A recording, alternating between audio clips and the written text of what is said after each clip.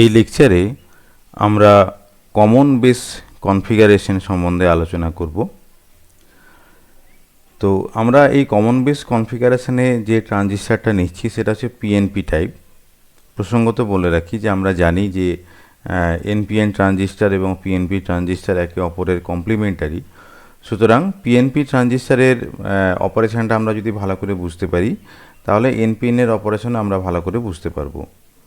তো সার্কিট কানেকশানটা কিভাবে করতে হয় সেটা একবার এখানে বোঝানো যাক।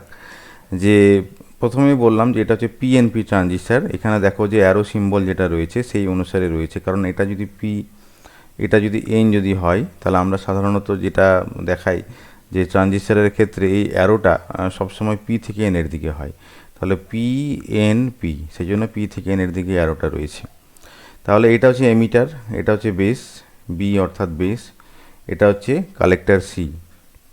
আমরা জানি যে আমরা এই যে এমিটার বেস জাংশন যেটা সেটা ফরওয়ার্ড বাসে করব, সেইভাবে আমরা ব্যাটারি ভিইটাকে লাগিয়েছি। দেখো এখানে এটা যদি পি যদি হয় তাহলে পি এর সঙ্গে ব্যাটারির পজিটিভ রয়েছে, এটা যদি এন যদি হয় এন এর সঙ্গে ব্যাটারির নেগেটিভ রয়েছে। সুতরাং ইনপুট যে সার্কিট যেটা এবং বেস এমিটার জাংশন যেটা সেটা ফরওয়ার্ড বাসে রয়েছে। এবং এখানে দেখো যে কালেক্টর বেস জাংশন এটা কিন্তু রিভার্স ভয়েসে রয়েছে, কারণ এটা যদি পি যদি হয় পি এর সঙ্গে ব্যাটারির নেগেটিভ প্রান্ত লাগানো রয়েছে, এন এর সঙ্গে পজিটিভ প্রান্ত লাগানো রয়েছে। সুতরাং আমাদের যে কালেক্টর বেস জাংশন যেটা সেটা রিভার্স ভয়েসে রয়েছে। এইবারে এই যে ইনপুট ভোল্টেজ বা ভিইবি বেস এমিটার ভোল্টেজ, এটাকে আমরা যাতে ইচ্ছামতো ভ্যারি করতে পারি তার জন্য একটা পোটেনশিওমিটারের ব্যবস্থা রাখা হয়েছে। এই যে ব্যাটারির সঙ্গে এই জিনিসটা হচ্ছে একটা পোটেনশিওমিটার। এই সিম্বলটার অর্থ হলো এই যে অ্যারো পয়েন্টটা এই রেজিস্ট্যান্সের যে কোনো জায়গায় লাগানো যেতে পারে, এবং আমি যেমন যেমন অ্যারোটাকে বিভিন্ন জায়গায় ভ্যারি করব তার মানে এক একটা রেজিস্ট্যান্স পাবে। এক একটা রেজিস্ট্যান্স পাওয়া মানে এই যে এমিটার এবং বেসের মধ্যবর্তী যে ভোল্টেজ যেটা সেটা ভ্যারি করবে। মানে বেসিক্যালি এই জিনিসটা হচ্ছে একটা পোটেনশিওমিটার।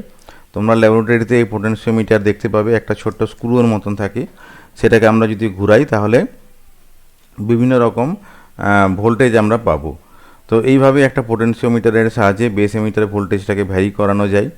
এখানে ছবিতে দেখতে পাচ্ছ যে এটা যে এমিটার এবং এমিটারের মধ্যে যে কারেন্ট যেটা যাচ্ছে সেটা হচ্ছে এমিটার কারেন্ট আই, কালেক্টরের মধ্যে কালেক্টরের কারেন্ট আইসি যাচ্ছে এবং থ্রু বেস কারেন্ট আইবি যাবে। আর এই যে এমিটার টু বেস ভোল্টেজ ভিইবিটাকে মাপার জন্য একটা ভোল্ট মিটার, এই যে এরকম একটা ভোল্ট মিটার লাগানো হয়ে থাকে, এবং এই এমিটারের কারেন্টটাকে মাপার জন্য একটা মিলি অ্যামিটার লাগানো থাকে।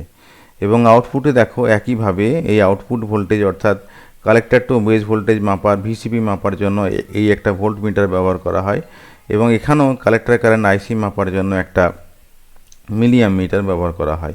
তাহলে এইটা হচ্ছে যে কমন বেস কনফিগারেশনের একটা সার্কিট অ্যারেঞ্জমেন্ট।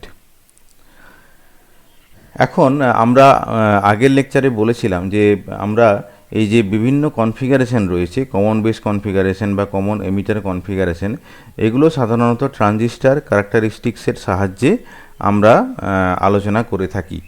দু ধরনের ট্রানজিস্টার ক্যারেক্টারিস্টিক্স হয়, একটা হচ্ছে ইনপুট ক্যারেক্টারিস্টিক্স এবং অপরটা হচ্ছে আউটপুট ক্যারেক্টারিস্টিক্স। আমরা প্রথমে input characteristics for the CB mode এইটা সম্বন্ধে আলোচনা করব।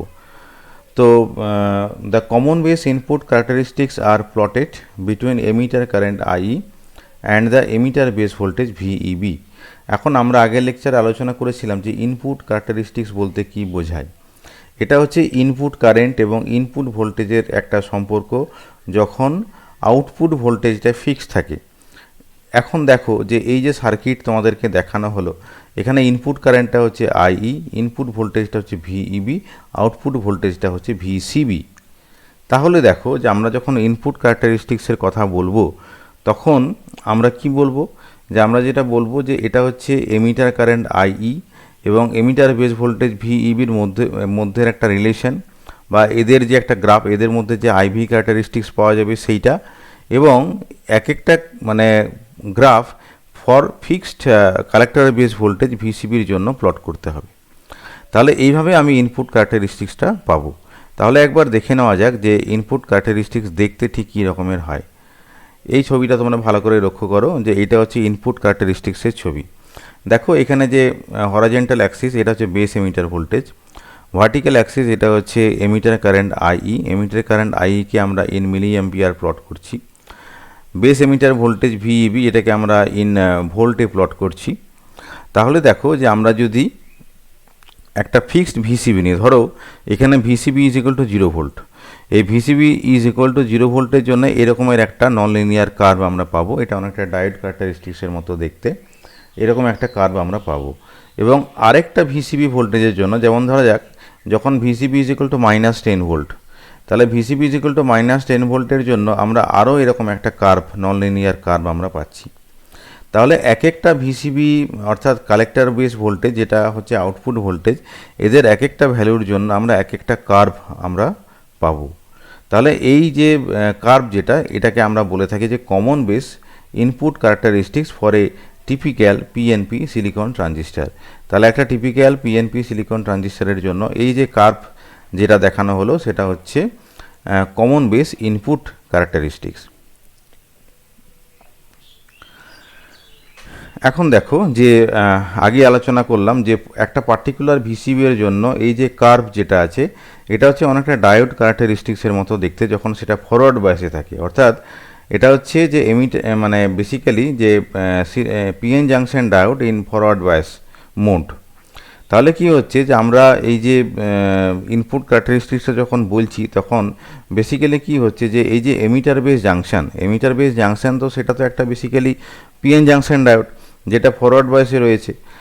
The junction becomes a better diode as VCB increases. যদি আমরা ভিসিবির ভ্যালুটা 0 থেকে যদি বাড়িয়ে কোনো একটা পার্টিকুলার ভোল্টেজ দিই, এখানে দেখো এখানে মাইনাসটা হচ্ছে বেসিক্যালি তার সাইন কনভেনশন, বাট 10 ভোল্ট হচ্ছে ম্যাগনিচিউড। আমরা যদি ভিসিবি ইজ ইকুয়াল টু 0 এটাকে ক্রমশ বাড়িয়ে যায়, suppose VCB is equal two 5 ম্যাগনিচিউডের কথা বলছি, বা VCB is equal two 10, VCB is equal two 15, যত বাড়িয়ে যাব এটা বেসিক্যালি যেটা ডায়োডের যেরকম ক্যারেক্টারিস্টিক্স হয় এক্স্যাক্টলি সেরকমের একটা কার্ভ আমরা এখানে পাবো। আর এখানে একটা জিনিস বলা প্রয়োজন যে there will be a greater IE for a given VBE as VCB increases although the effect is very small. এটা ভালো করে খেয়াল করো, এটা কি বলা হয়েছে। মানে আমরা যদি একটা ফিক্সড ভিইবি যদি নিই, ধরো এরকম একটা ফিক্সড জায়গা নিলাম, এই পয়েন্টটা তোমরা ধরে নাও, তাহলে দেখো যে এই প্রথম কার্ভটা যদি বিবেচনা করো তাহলে ভিইবির এই মানটার জন্য আমি এতটা এমিটার কারেন্ট পেয়েছি, এই রেঞ্জের এতটা এমিটার কারেন্ট পেয়েছি।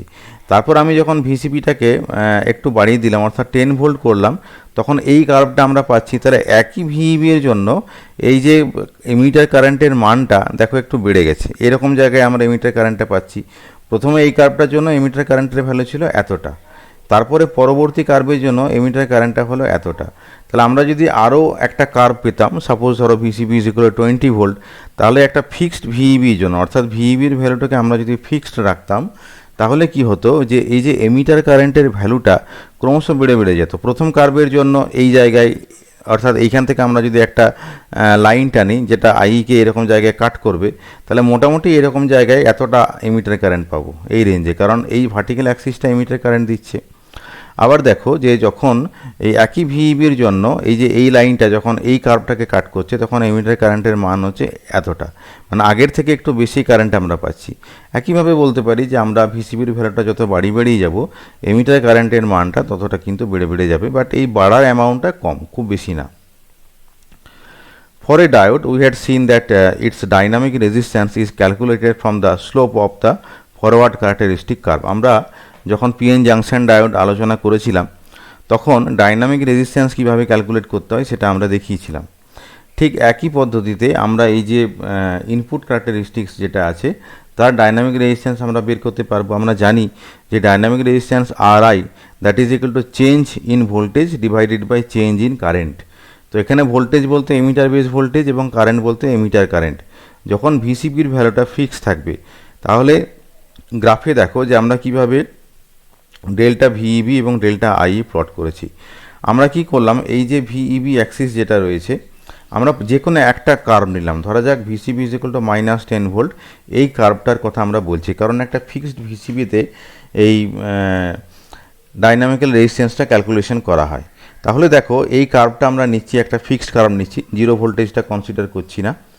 তাহলে দুটো পয়েন্ট নিলাম এই কার্ভের মধ্যে, ধরো এইরকম একটা পয়েন্ট আর এরকম একটা পয়েন্ট, কাছাকাছি দুটো পয়েন্ট আমরা নিলাম, এবং এই দুটো পয়েন্টের মাঝামাঝি পয়েন্ট হচ্ছে এই জায়গাটা, এই যে এই ডটটা। তাহলে আমরা চেঞ্জ দেখছি, অর্থাৎ এই ডটের আগে থেকে পরে পর্যন্ত কি চেঞ্জ হলো। তাহলে দেখো যে এর ঠিক আগে একটু গেলাম, এরকম একটা জায়গায় গেলাম, সেখান থেকে এই ভোল্টেজ অ্যাক্সিসে একটা আমি পারপেন্ডিকুলার ড্র করলাম। আবার এর থেকে পরে কিছুটা দূরত্ব গেলাম, একই দূরত্ব মোটামুটি, এখান থেকে এইটা যতটা দূরত্ব এটা ততটা দূরত্ব, এবং এইখান থেকে এই পোর্শন সেটা হচ্ছে চেঞ্জ ইন দ্য ক্যারেক্টারিস্টিক, মানে basically change in the voltage and change in the current.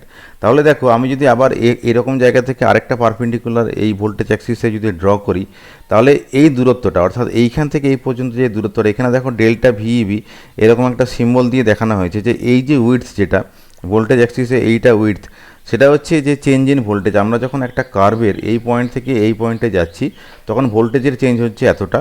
আবার দেখো এইখান থেকে আমরা একটা পারপেন্ডিকুলার ড্র করছি কারেন্ট অ্যাক্সিসে, আবার এই পয়েন্ট থেকে আরেকটা পারপেন্ডিকুলার ড্র করছি কারেন্ট অ্যাক্সিসে। তাহলে এই পয়েন্ট আর এই পয়েন্ট এদের মধ্যেকার যে তফাৎ যেটা, সেটা হচ্ছে ডেল্টা আই। তাহলে এইভাবে আমরা একটা ফিক্সড কার্ভ থেকে ডেল্টা আই এবং ডেল্টা ভিইবি পাচ্ছি for a fixed value of VCB. Fixed ভ্যালুটা হচ্ছে -10 ভোল্ট। তাহলে এইভাবে আমি এই যে আরআই এর মানটা ক্যালকুলেশন করতে পারবো। এবং এখানে বলা যেতে পারে যে এই যে আরআই এর যে মানটা এটা খুব কম হয়, 20 ওম থেকে 100 ওম এরকম অর্ডারের হয়। এবং প্রসঙ্গত বলা যেতে পারে যে এই যে কার্ভ যেটা, এই কার্ভটা কিন্তু লিনিয়ার নয়।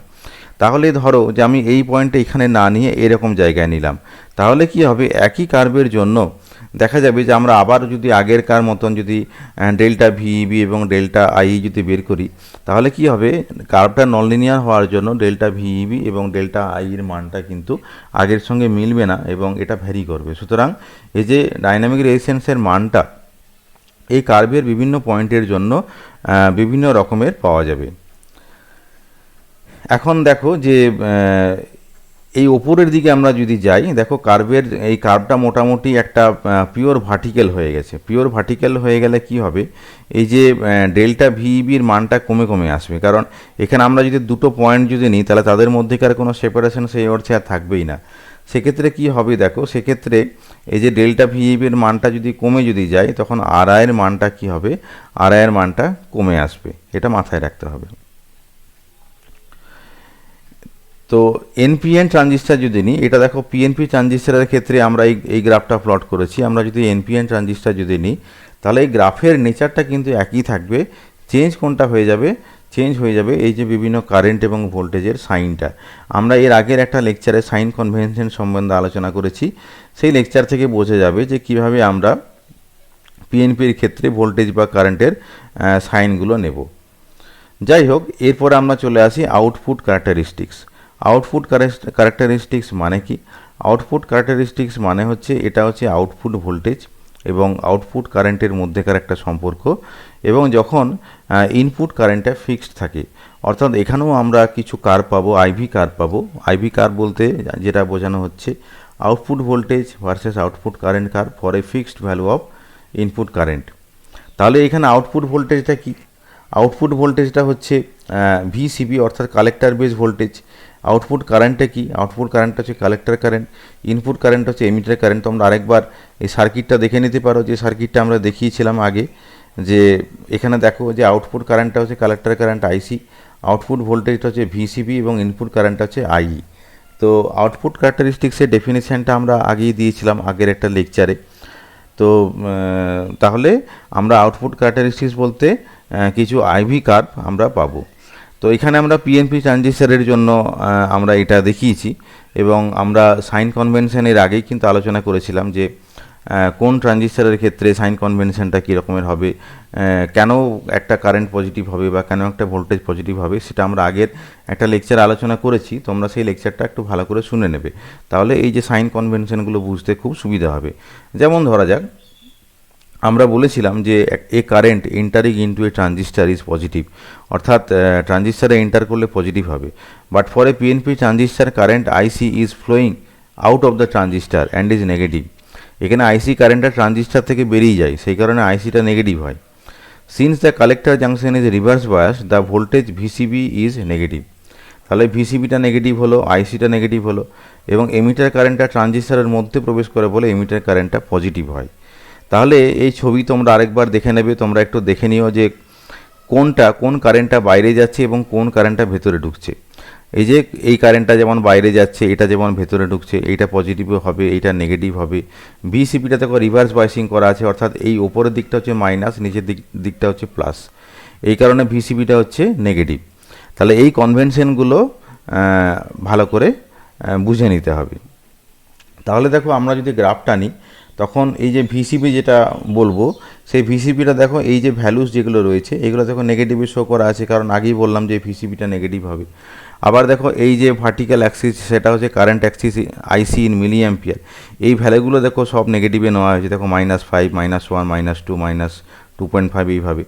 আবার দেখো এক একটা কার্ভ হচ্ছে for a fixed value of the input current আইই। প্রথম কার্ভটা দেখো আই ইজ ইকুয়াল টু 0 মিলি অ্যাম্পিয়ারের জন্য, পরেরটা 0.5 মিলি অ্যাম্পিয়ারের জন্য, এইভাবে বেড়ে বেড়ে যাচ্ছে 1, 1.5, 2, 2.5, বাট এদের ভ্যালুগুলো কিন্তু পজিটিভ দেখানো আছে। তাহলে এইভাবে আমরা আউটপুট ক্যারেক্টারিস্টিকটাকে আমরা দেখাচ্ছি। এর কতগুলো বৈশিষ্ট্য রয়েছে, বৈশিষ্ট্যগুলো আমরা এবার পরপর আলোচনা করব। The collector current IC is approximately equal to the emitter current IE. This is truly only in the active region where the collector base junction is reverse biased. খেয়াল করো ভালো করে, দেখো এই তোমরা এই গ্রাফটা নোট করো। যেমন ধরো এই কার্ভটা আমরা দেখাচ্ছি, এই কার্ভে দেখো যে এটা হচ্ছে আইসির ভ্যারিয়েশন, কারণ আউটপুট কারেন্ট মানে আইসি। তো এই আইসির ভ্যারিয়েশন এবং এই যে ডটেড কার্ভ যেটা আছে, এই ডটেড কার্ভটা হচ্ছে আইই এর মান, এমিটার কারেন্টের মান। তাহলে এই যে ডটেড কার্ভের যে ভ্যালু যেটা সেটা হচ্ছে 0.5 মিলি অ্যাম্পিয়ার। এখন আইসি এর ভ্যালুটা দেখো, আমরা যখন ভিসিবিটা বাড়িয়ে যাচ্ছি, তোমরা এখন সাইনটা দেখো না, জাস্ট ম্যাগনিচিউডটা দেখো, যে ভিসিবির ভ্যালু যখন আমরা বাড়িয়ে যাচ্ছি 1 থেকে যখন ক্রমশ আমরা 8-এর দিকে গেলাম, এই আইসি এর যে মানটা এই রিজিয়নটাতে আমরা জাস্ট এই যে ভার্টিক্যাল অ্যাক্সিস যেটা আছে, এই ভার্টিক্যাল অ্যাক্সিসের ডান দিকের পোর্শনটা বলছি, এবং এই পোর্শনটাকে অ্যাক্টিভ রিজিয়ন বলা হয়। অর্থাৎ এই যে ফার্স্ট কোয়াড্রেন্ট যেটা রয়েছে, দেখো এখানে একটা অ্যারো দিয়ে দেখানো হচ্ছে, এই অ্যাক্টিভ রিজিয়নটা এই অংশ জুড়ে রয়েছে। মানে আই ইজ ইকুয়াল টু 0 এই কার্ভটার ওপর থেকে, এই যে দেখো অ্যারোটা খেয়াল করো, এই কার্ভটার ওপর থেকে বলছি, এই কারণে এই কার্ভটার কথা আমি বললাম না, আমি এই কার্ভটা থেকে শুরু করেছি। এই কার্ভের ওপর থেকে শুরু করে এই যে পুরো জোনটা, এটা অ্যাক্টিভ জোন বলে, অ্যাক্টিভ রিজিয়ন বলে। তো দেখো যখন আমরা এই ভিসিবির মানটা, কালেক্টর বেস ভোল্টেজের মানটা বাড়িয়ে গেলাম, এই আইসির মানটা আস্তে আস্তে, মানে প্রথমে এটা 0.5 মিলি অ্যাম্পিয়ার একটু কম ছিল, তারপর বেড়ে আস্তে আস্তে 0.5 মিলি অ্যাম্পিয়ারে কিন্তু পৌঁছে গেছে। তার মানে যেটা হচ্ছে যে এই যে আইই এবং আইসি এদের মানটা কিন্তু খুবই ক্লোজ, এটা হচ্ছে প্রথম বৈশিষ্ট্য। এবং এই যে অ্যাক্টিভ রিজিয়ন যেটা বলা হচ্ছে, এখানে কালেক্টর বেস জাংশনটাকে রিভার্স বায়াস করা আছে, যেটা আমরা সার্কিটে আগেই দেখালাম যে কালেক্টর বেস জাংশনটা রিভার্স বায়াসে থাকে। In the active region the curves are almost flat আছে, তো সেটা ছবি দেখে বোঝা যাচ্ছে এই যে কার্ভটা হচ্ছে almost flat. This indicates that IC increases only slightly as VCB increases, অর্থাৎ ভিসিবি পরিবর্তন করলেও যে আইসির মানের খুব একটা চেঞ্জ হচ্ছে তা নয়। এখন এই যে ধর্মটা, অর্থাৎ ভিসিবি আমি বাড়িয়ে যাচ্ছি, আউটপুট ভোল্টেজটা বাড়াচ্ছি, কিন্তু আউটপুট কারেন্টটা ফিক্স থাকছে, খুব একটা চেঞ্জ হচ্ছে না, এটা কিন্তু একটা কনস্ট্যান্ট কারেন্টের বৈশিষ্ট্য। তাহলে এই যে আউটপুট ক্যারেক্টারিস্টিক যেটা আমরা বলছি, সেটা কিন্তু একটা কারেন্ট সোর্সের মতন বিহেভ করছে। It means that transistor should have a high output resistance R0। তাহলে R0-র মানটা খুব হাই হবে, কারণ কনস্ট্যান্ট কারেন্ট সোর্সের ক্ষেত্রে তাই হয়, আউটপুট রেজিস্ট্যান্সের মানটা খুব বেশি হয়। এবং কনস্ট্যান্ট কারেন্ট সোর্সের মানে যেটা হচ্ছে যে আমরা যদিও আউটপুট ভোল্টেজটা ভ্যারি করব, বা মানে সার্কিটের ভোল্টেজটা ভ্যারি করব, কারেন্টের খুব একটা চেঞ্জ হবে না, ওই কারণে কনস্ট্যান্ট কারেন্ট সোর্স বলা হয় বা কারেন্ট সোর্স বলা হয়। তো দেখো এখানে কারেন্টের খুব একটা ভ্যারিয়েশন হচ্ছে না, যদিও আমরা এই আউটপুট ভোল্টেজের মানটা মানে অনেকটা রেঞ্জ জুড়ে বাড়িয়েছি।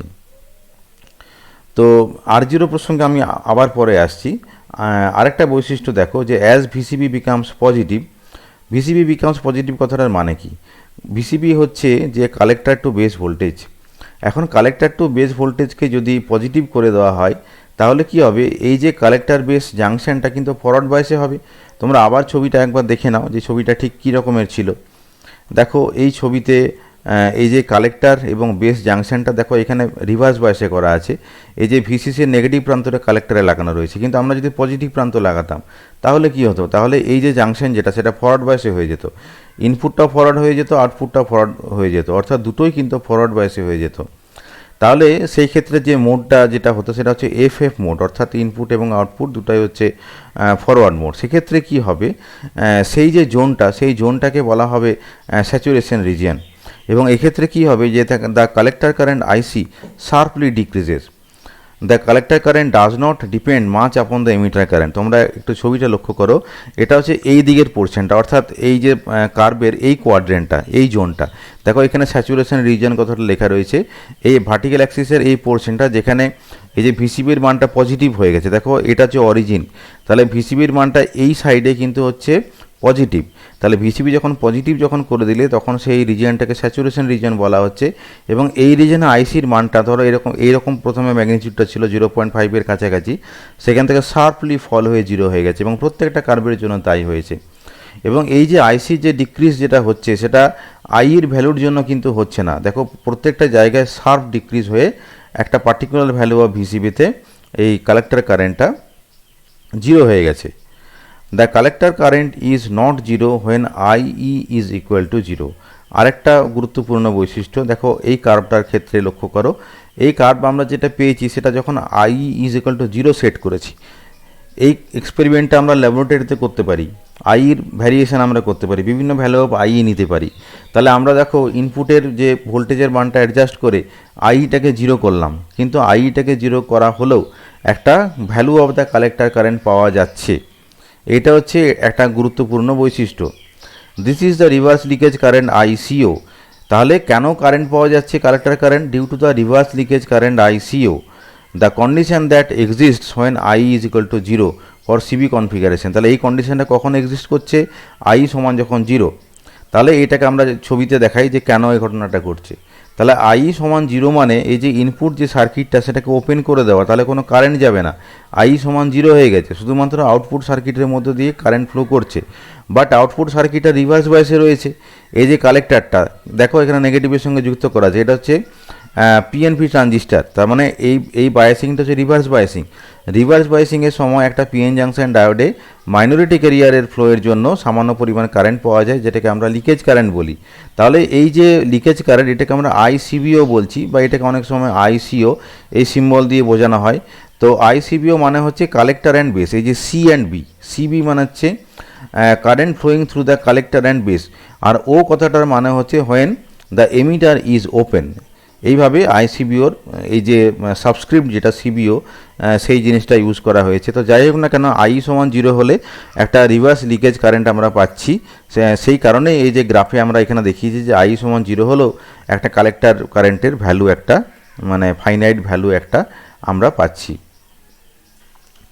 তো এই যে তাহলে এই যে আইসিপিও যেটা আমরা পেলাম এটার মান যেটা হয় সেটা দেখো, এটা মোটামুটি 2 মাইক্রো অ্যাম্পিয়ার থেকে 5 মাইক্রো অ্যাম্পিয়ার। এটা আমরা জানি যে রিভার্স বায়াসের সময় যে কারেন্টটা ফ্লো হয় সেটা মাইক্রো অ্যাম্পিয়ার অর্ডারের হয়। তো এটা মোটামুটি 2 মাইক্রো অ্যাম্পিয়ার থেকে 5 মাইক্রো অ্যাম্পিয়ার জার্মেনিয়াম ট্রানজিস্টরের জন্য, আর সিলিকন ট্রানজিস্টরের ক্ষেত্রে আরও কম, মোটামুটি 0.1 মাইক্রো অ্যাম্পিয়ার থেকে 1 মাইক্রো অ্যাম্পিয়ার অর্ডারের হয়। এইবারে কতকগুলো প্যারামিটার আমি বলছি যেটা আউটপুট ক্যারেক্টারিস্টিক্স থেকে পাওয়া যায়। প্রথমে যেটা বলছিলাম যে R0 অর্থাৎ ডাইনামিক আউটপুট রেজিস্ট্যান্স, এটা কিভাবে পাওয়া যায়? R0 সমান হচ্ছে delta VCB by delta IC, মানে change in output voltage divided by change in output current for fixed value of the input current. অর্থাৎ এই কার্ভগুলো থেকে এইটা পাওয়া যায় যে R0 সমান ডেল্টা ভিসিবি বাই ডেল্টা আইসি, এখান থেকে আউটপুট রেজিস্ট্যান্স R0 পাওয়া যাবে। এখন দেখো এই যে ডেল্টা ভিসিবি মানে হচ্ছে small change in collector and base voltage, delta IC মানে হচ্ছে small change in the collector current. কিন্তু যেটা দেখবে এই যে ডেল্টা আইসি এর যে ভ্যালুটা তোমরা দেখো যে এই গ্রাফিক্যালি যেটা তোমরা দেখতে পাচ্ছ যে আইসি এর ভ্যারিয়েশনটা সেরকম হচ্ছেই না, যদিও ভিসিবিটাকে ভ্যারি করছো আইসির ভ্যারিয়েশনটা হচ্ছে না বললেই চলে। অর্থাৎ ডেল্টা আইসি এর যে ভ্যালুটা সেটা হচ্ছে নেগলিজিবল। এখন দেখো ডেল্টা আইসিটা ডিনোমিনেটরে আছে, তাহলে এটার ভ্যালু যদি কম হয় তাহলে R0 এর ভ্যালুটা কী হবে? অনেক হাই হয়ে যাবে, এবং এটার ম্যাগনিচিউডটা মেগা অর্ডারের হয়। আরেকটা প্যারামিটার বলি, সেটা হচ্ছে ডিসি আলফা বা আলফা ডিসি। আলফা ডিসি মানে হচ্ছে আইসি বাই আইই। এটা আমরা আগেই জেনেছি যে কালেক্টর কারেন্টের মানটা এমিটার কারেন্টের থেকে একটু কম হয় এবং এই আলফা ডিসির মানটা মোটামুটি 0.98 অর্ডারের মতন হয়। তাহলে এইটা হলো আলফা ডিসি। এইবারে আরেকটা প্যারামিটার রয়েছে, সেটাকে হচ্ছে আলফা এসি আমরা বলি বা অনলি আলফা বলি, বা এটা আরেকটা নাম হচ্ছে এইচএফবি।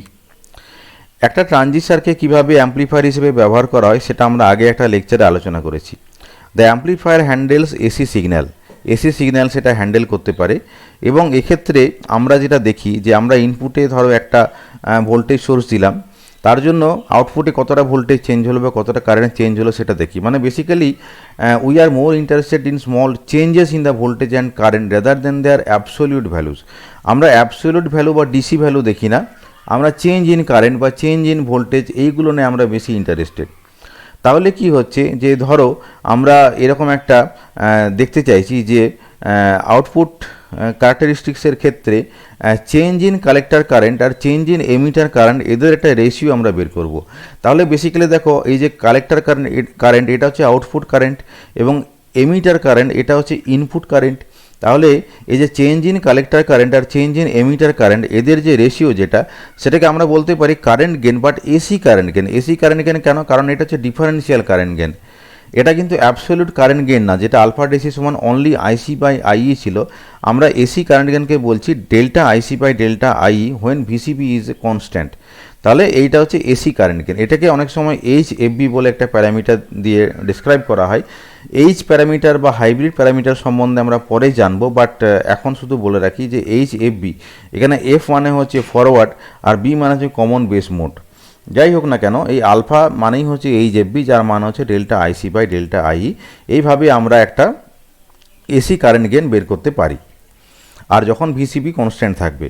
এখানে বলা যেতে পারে যে when we apply N AC signal to the input the current will change. তাহলে এসি সিগন্যাল যদি আমি ইনপুটে লাগাই তাহলে ইনপুট কারেন্ট চেঞ্জ হবে, and so will be the collector voltage. তাহলে ইনপুট কারেন্ট যদি চেঞ্জ হয় তাহলে নেসেসারিলি কালেক্টর ভোল্টেজটা চেঞ্জ হবে।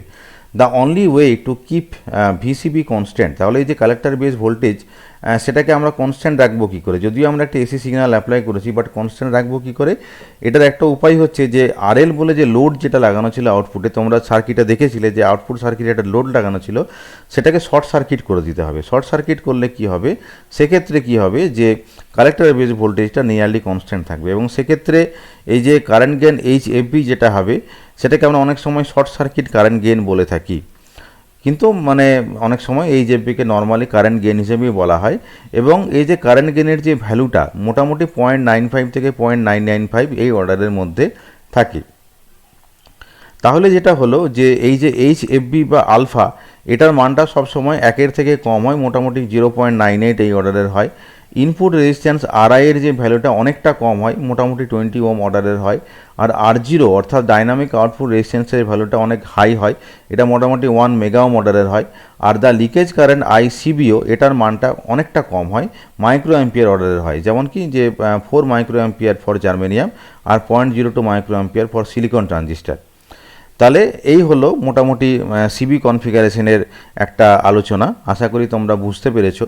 ফার্দার আন্ডারস্ট্যান্ডিংয়ের জন্য তোমরা এনএন ভার্গবার বেসিক ইলেকট্রনিক্স বইটা দেখো, এবং আমরা এই বইটা থেকে এই কন্টেন্টটা নিয়েছি। এই লেকচারটা শোনার জন্য সমস্ত ছাত্রছাত্রীকে আমি ধন্যবাদ জানাই।